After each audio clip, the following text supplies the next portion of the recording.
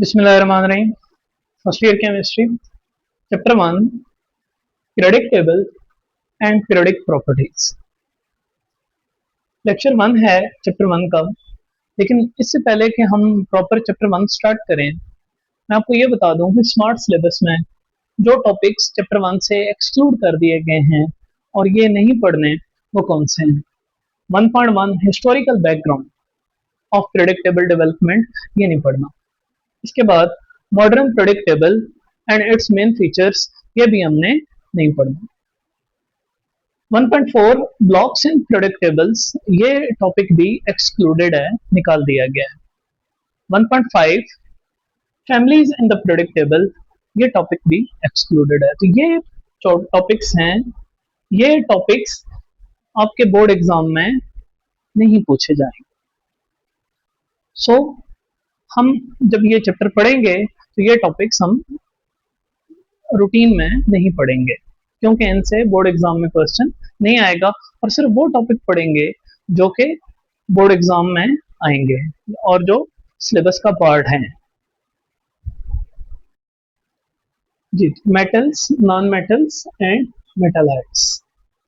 Elements जो periodic table में हैं, इनको हम तीन कैटेगरीज में डिवाइड करते हैं, मेटल्स, नॉन मेटल्स और मेटालाइट्स में। मेटल्स कैसे एलिमेंट होते हैं जो कि इलेक्ट्रॉन लॉस करने की टेंडेंसी शो करते हैं। ये बड़े आसानी से इलेक्ट्रॉन लॉस करते हैं और क्या बनाते हैं, पॉजिटिव आयंस बनाते हैं। Metals are elements which tend to lose electron and form positive ion like sodium, iron, copper। तो ये सारे क्या हैं, ये मेटल्स हैं। इसके बाद नॉन मेटल्स जो होते हैं, ये मेटल्स के ऑपोजिट होते हैं। Non metals are those elements which tend to accept और gain electron। ये इलेक्ट्रॉन एक्सेप्ट करने की या गेन करने की टेंडेंसी रखते हैं, लिहाजा ये इलेक्ट्रॉन एक्सेप्ट करके या गेन करके क्या बनाएंगे, नेगेटिव आयन बनाएंगे। ऑक्सीजन, क्लोरीन, फास्फोरस, ये किसकी एग्जांपल्स हैं, नॉन मेटल्स की।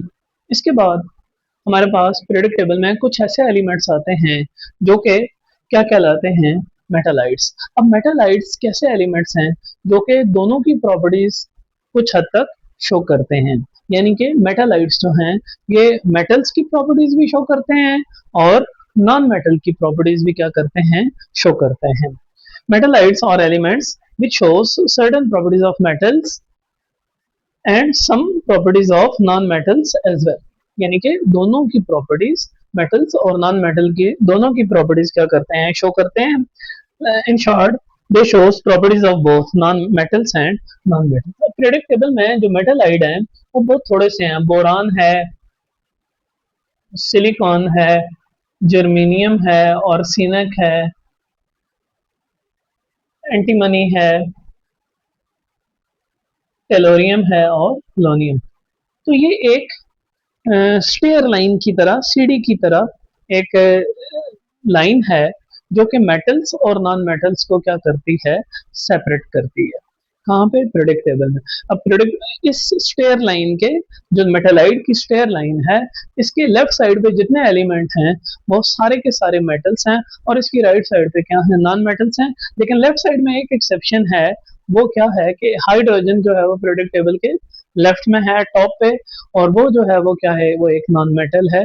ऑल्दो कि हाइड्रोजन की पोजीशन जो ग्रुप 1 के ऊपर है वो स्टिल जस्टिफाइड नहीं है, उसको वहाँ रखा भी जा सकता है, नहीं भी रखा जा सकता, लेकिन जो मौजूदा अरेंजमेंट है पीरियोडिक टेबल की, उसके मुताबिक हाइड्रोजन एक ऐसा वाहिद एलिमेंट है जो इस स्टेयर लाइन के, इस मेटालाइड, इन मेटालाइड्स के, इन एलिमेंट्स के लेफ्ट साइड पे है और वो नॉन मेटल है, जबकि सारे मेटल्स हैं बाकी वो किधर हैं, वो राइट साइड पे। जी, तो जैसे आपको दिख रहा होगा कि पीरियोडिक टेबल में पर्पल कलर की एक सीढ़ी की तरह की एक लाइन है जिसमें boron, silicon, germanium, arsenic, antimony, tellurium और पोलोनियम है। ये जो पर्पल कलर की एलिमेंट शो हो रहे हैं, ये क्या हैं, ये मेटालाइड है। अब ये मेटालाइड जो हैं, ये एक बाउंड्री है किसके बीच में, मेटल्स और नॉन मेटल्स के बीच में।